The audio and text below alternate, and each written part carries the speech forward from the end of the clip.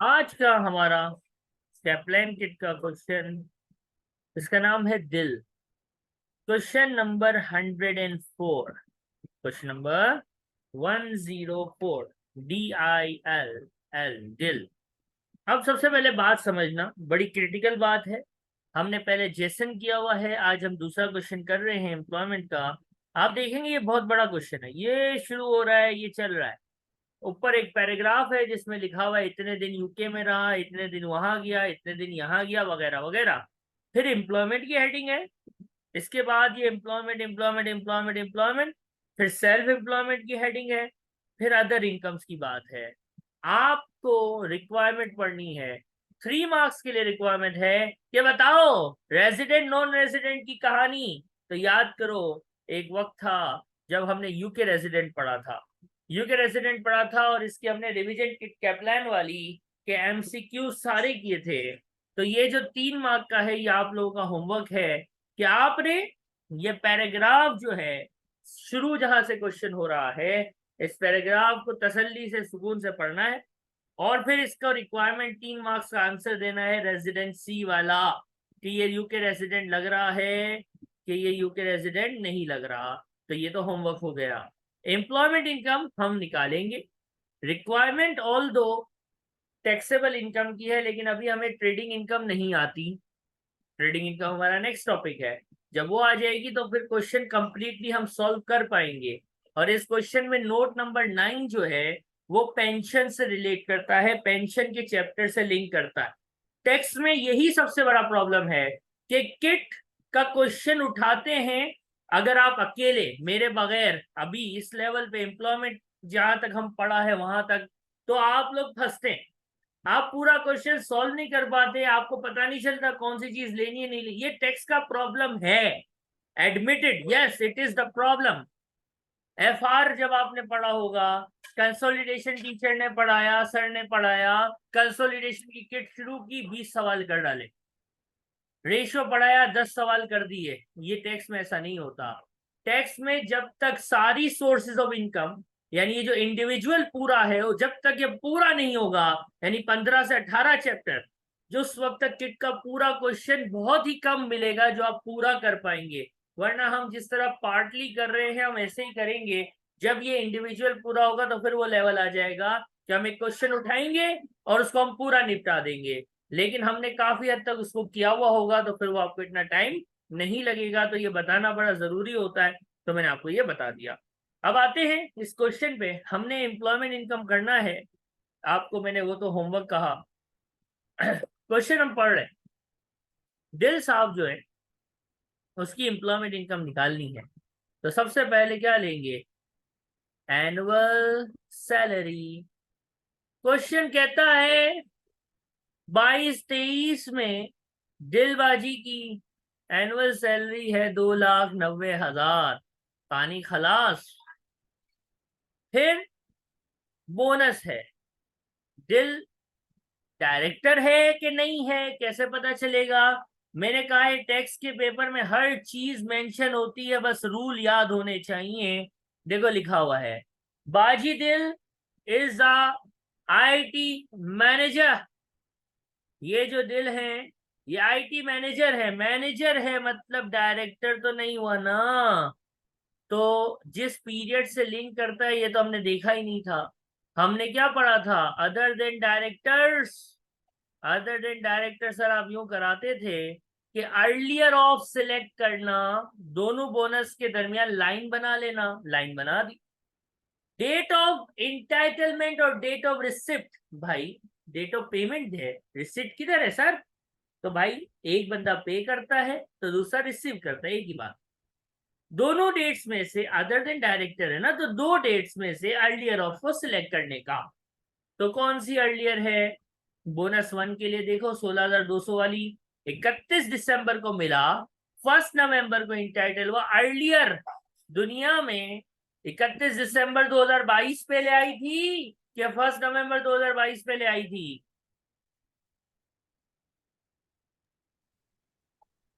हाँ भाई। सर नवंबर। और दूसरे बोनस के लिए डेट ऑफ रिसिप्ट और इंटाइटल में पहले कौन आई थी, 30 अप्रैल के 1 मार्च? 1 मार्च। और इसके बाद हम क्या करते थे, जो डेट हमने हाईलाइट किया अर्लियर ऑफ वन, उसको 22-23 में, ये हमारा प्यारा सा खूबसूरत सा टेक्स्ट ईयर है, इसमें ये अर्लियर ऑफ वाली डेटें फिट करते हैं। -1 आता है इसके अंदर, -2 की डेट भी इसके अंदर नजर आती है। 1 नवंबर 22, यस। 1 मार्च 23, यस। दोनों डेट्स आती हैं। तो क्या करेंगे अपने, अपन ये करेगा बाबा कि दोनों बोनस लेगा, दोनों दोनों यानी प्लस करेंगे, आंसर तशरीफ लाएगा। मुझे बताएंगे क्या?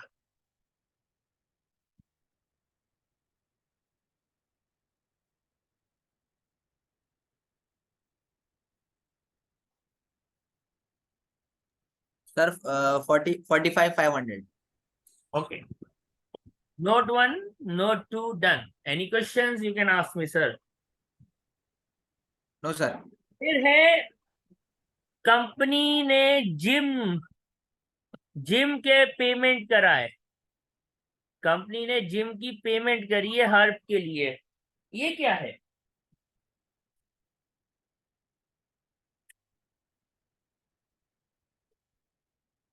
कुछ बच्चों, ये बेनिफिट हो जाएगा सर। बेनिफिट तो है, एग्जाम्प्ट है कि टैक्सेबल? तो कुछ बच्चों को हैंडआउट याद आता है, उसमें लिखा था रिक्रिएशनल एंड स्पोर्ट्स फैसिलिटी। तो बेटा रिक्रिएशनल एंड स्पोर्ट्स फैसिलिटी जो है वो एग्जाम्प्ट है, लेकिन उसका मतलब क्या था कि कंपनी के अंदर स्पोर्ट्स क्लब हो, कंपनी के अंदर क्रिकेट की पिच हो, कंपनी के अंदर जिम हो। यहाँ क्या ऐसा हो रहा है? नहीं, कंपनी आपकी जिम के लिए पेमेंट कर रही है। तो ये कौन सा बेनिफिट नंबर है भाई? तो ये उसमें जाएगा ना, ये टैक्सेबल हो जाएगा। ये सर आपने एक रूल बताया था, अदर्स का रूल याद है? यस।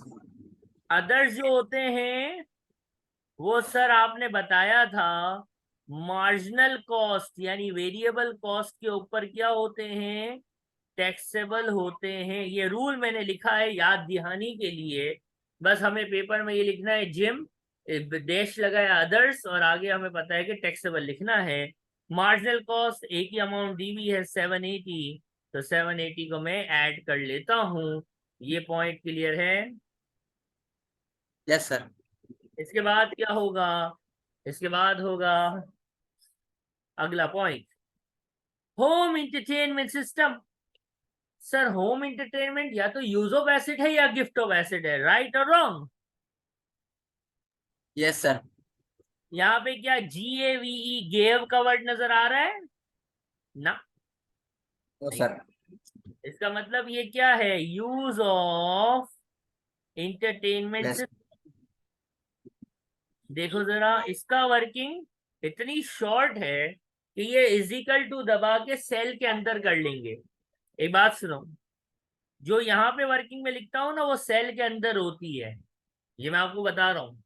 और जो मैं वर्किंग W डाल के अलग से लिखूंगा वो आप अलग से कोने में एग्जामिनर को दिखाएंगे। आप लोगों ने FR दिया हुआ है तो आपको ये प्रैक्टिस पता है। अगर यहाँ वर्किंग लिखी जाती है इसका मतलब आप ये वर्किंग इजिकल टू दबा के सेल के अंदर कर लोगे, एग्जामिनर F2 दबा के देख लेगा कि ये वर्किंग क्या हुई है। और अगर मैं वर्किंग बड़ी होगी तो अलग से दिखाऊंगा, जो कि आप क्या करोगे, आप अलग से वर्किंग का रेफरेंस देके अलग से शो करेंगे। ये बात याद रखना, बहुत इंपॉर्टेंट बातें बता रहा हूं मैं। फिर सर फॉर्मूला है नहीं। फार्मूला इजिकल टू लगा के चलाएंगे। थ्रू आउट मिला है, यूज ऑफ एसिड सर आपने पढ़ाया था कि टैक्स ईयर का पूरा साल हो तो 20%, और सर ये थ्रू आउट ही है, खलास आंसर आ गया, थ्रू आउट है, खत्म। क्या आंसर है? 1180। कोई तकलीफ है यहाँ तक? No sir. क्लासेस ध्यान से ली है, उसको किट करने में तकलीफ नहीं होनी चाहिए। फिर क्या है भाई, 3 साल का बच्चा नर्सरी है, at place, work place nursery, hand out उठाओ, क्या लिखा हुआ था work place nursery? Sir exam थी। एग्जाम थी, तो एग्जाम को सर 0 लिख के दिखाएंगे पेपर में। 0 लिखेंगे तो मार्क देगा, वरना मार्क खा जाएगा एग्जामिनर आपका। बात समझ आ रही है? Yes sir. फिर मिला है interest free loan. Interest free loan का क्या नाम होता है sir? Sir beneficial loan. Working का रेफरेंस कर लेते हैं, क्योंकि अगर 2 वर्किंग करनी है तो वर्किंग अलग दिखानी है। अब इस सवाल को पढ़ो। कहते हैं 80,000 का लोन है और जून को लिया है, कोई रीपेमेंट नहीं हो रही है। बात सुनो, रीपेमेंट नहीं है इसका मतलब दोनों वर्किंग का आंसर सेम आएगा। एवरेज मेथड, स्ट्रिक्ट मेथड के आंसर में फर्क मेरे भाई उसी वक्त आता है जब क्या होता है, रीपेमेंट होता है। इस सवाल में रीपेमेंट निष्ठा, रीपेमेंट नहीं है। जब रीपेमेंट नहीं है इसका मतलब क्या नहीं होगा, आपके दोनों मेथड्स करने की जरूरत नहीं है, एक ही चला लो। एक ही चला लो मतलब सेल के अंदर ही वर्किंग कर लो। 80,000 इंटरेस्ट फ्री है, इसका मतलब मार्केट से लेता तो 2% इंटरेस्ट देता। जून में लोन उठा रहा हूँ, कितने महीने हुआ, उंगलियों पे गिनना, उंगलियों पे। सर 2 महीने। बेटा उंगलियों पे गिनो, जून में ले रहा हूँ लोन। टैक्स ईयर कब खत्म होता है?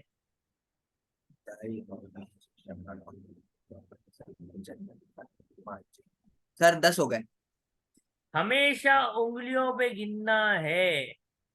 आंसर बताइएगा।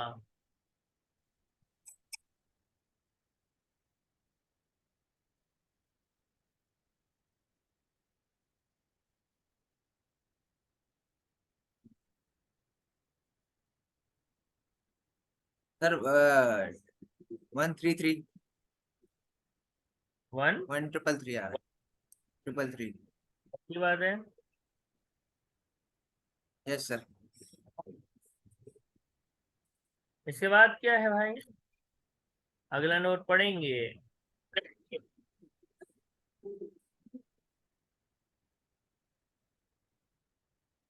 अगले नोट में क्या है बताना जरा। सर हेल्थ क्लब की मेंबरशिप है। हेल्थ क्लब सर की अपने पे। सर आपने पढ़ाया नहीं है, तो जो नहीं पढ़ाया है उसका रूल बताया है ना, कि जो 32-33 बेनिफिट हमने पढ़े हैं, जो उसमें नहीं है वो अदर्स है। और वो हमेशा क्या होता है, वेरिएबल कॉस्ट के ऊपर टैक्सेबल होता है। इसमें तो कोई वेरिएबल और फिक्स कॉस्ट का चक्कर अलग से नहीं है ना। तो मुझे बताओ ना कितना। 990। 990, पूरा पूरा 990 क्या हो जाएगा? ऐड हो जाएगा सर। ऐड हो जाएगा। हेल्थ क्लब अदर्स का रूल यानी टैक्सेबल वाला रूल। फिर क्या है? गाड़ी। सर कंपनी गाड़ी देगी तो कार बेनिफिट होगा, और अपनी गाड़ी चलाएगी तो माइलेज अलाउंस निकलेगा। कौन सी गाड़ी यस चलाए? सर। यहाँ पे गाड़ी है किसकी? बंदी की है ना। ठीक है सर। वर्किंग कर लेते, एम्प्लॉयमेंट इनकम आ जाएगी। ठीक है, 8 पॉइंट पे सॉल्व किया, 9वां पॉइंट मैंने छुड़वाया है। मैंने कहा वो पेंशन का है, जब हम पेंशन पढ़ लेंगे जब हम उसको देख लेंगे। इसकी वर्किंग करते हैं। क्या सिखाया था? Paid by employ employer. Less statutory limit. Statutory limit हमेशा बिजनेस माइल पे होती है। पेड बाय एम्प्लॉयर क्वेश्चन बताता है, बंदी ने 16,000 माइल चलाए, बिजनेस माइल 14,500 थे, तो स्टेट ड्यूटी लिमिट तो 14,500 में निकलेगी। सेठ ने क्या किया, इंग्लिश में पढ़ो। सेठ ने आपको जो 25 पेन दिया है वो किन माइल्स के ऊपर दिया है? टोटल 16,000 रुपये 14,500 पे दिया है, सर, टोटल माइल्स पे। लिखा हुआ है ऑल ऑफ दीज। तो सेठ बड़ा सखी आदमी, 16,000 माइल्स पे सेठ ने पैसा दे दिया, लेकिन स्टेट लिमिट तो बिजनेस माइल पे होती है। तो शुरू के 10,000 पे 0.45 और एक्सेस के ऊपर 0.25। क्या मुझे आंसर बता सकेंगे? ये 4,500 है और वो कितना है? पहले तो सबसे ऊपर वाला बताओ, 16,000 इंटू 0.25 कितना आता है? सर ये 4,000 आ रहा है। और नीचे कितना आ रहा है? सर 1125। और इसका टोटल 5,625, राइट।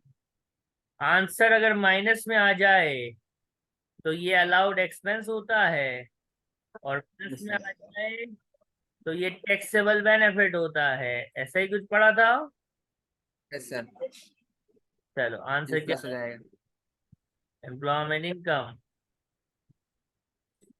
ऐड करो सर।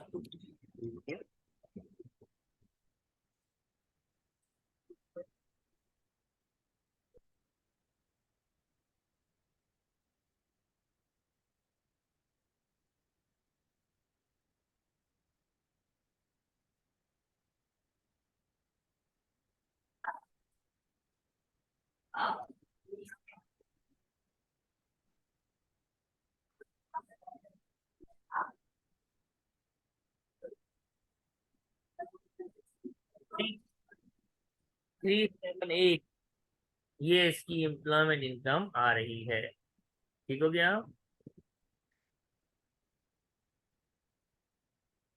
सर मेरी अलग आ रही है। क्यों? सर नंबर्स में अच्छा हाँ, सही है सही है। आप बताओ क्या आ रही है आपकी? सर 3381,518। 3381,5 158 सर। हाँ 158 3381,585। 3381 ठीक है, 5। 58। अब हमने ये 8 नोट सॉल्व करके एम्प्लॉयमेंट इनकम निकाली है। इसकी एम्प्लॉयमेंट में एक नोट नंबर 9 है जो हमने कह दिया कि हम उसको अभी नहीं कर सकते हैं क्योंकि उसमें पेंशन है, और पेंशन का चैप्टर अभी हमने नहीं पढ़ा है। ठीक है, जब वो पढ़ लेंगे तो ये एम्प्लॉयमेंट इनकम इस पॉइंट को लेके आएंगे तो थोड़ी सी बदलेगी। अब मैं आपसे, ओके सर। ये क्वेश्चन हमारा एम्प्लॉयमेंट की हद तक हमने पूरा किया है। ठीक है, अब हम इस क्वेश्चन में आपको कुछ बात बताएंगे। एक बात देखो, यही क्वेश्चन था, यूके रेजिडेंट आपका होमवर्क था। 8 पॉइंट मैंने सॉल्व करवाया, 90 को छोड़ दिया। सेल्फ एम्प्लॉयमेंट अभी हमने पढ़ा नहीं है तो हम नहीं कर सकते। अदर इनकम में चाहूंगा कि आप पढ़ें, क्या लिखा हुआ है? सर नवंबर 1 नवंबर 2020 को बॉन्ड प्राइस रिसीव किया उसने, तो 1,000 पाउंड का। क्या हमने टाइप्स ऑफ इंटरेस्ट पढ़ा था किसी दौर में? Yes sir. उसमें क्या लिखा हुआ था? लॉटरी या प्राइस बॉन्ड से पैसा मिले तो वो क्या होता है? एग्जाम्प्ट होता है सर। तो जीरो लिखना है। और अगला पढ़ो, यस इंटरेस्ट मिला है, सर। 20। इंटरेस्ट के कॉलम में जाता है, लेकिन ये इंटरेस्ट कहां से मिला है? एनएसएनआई से मिला है। सर एनएसएनआई में आपने पढ़ाया था कि इन्वेस्टमेंट अकाउंट से मिले तो टैक्सेबल है, सेविंग सर्टिफिकेट से मिले तो एग्जेम्प्ट है। ये एनएसएनआई कहां से मिला है? सेविंग। सेविंग सर्टिफिकेट का है सर। इसका मतलब ये भी एग्जेम्प्ट है, यानी ये दोनों का आंसर 0 0 0 0 लिखने का मार्क मिलना था। यानी सेविंग का कॉलम जब आप टैक्सेबल इनकम का फॉर्मेट बनाते हो तो वहां पे आपने प्राइस बॉन्ड और एनएसएनआई सेविंग सर्टिफिकेट जो है उसके आगे 0 0 लिखना है, आपको मार्क मिलते। तो ये छोटी छोटी रूल्स, छोटी छोटी कहानी हमने पढ़ी थी। इसके साथ ये DILL कैप्लान का क्वेश्चन नंबर 104 कंप्लीट होता है। ठीक है।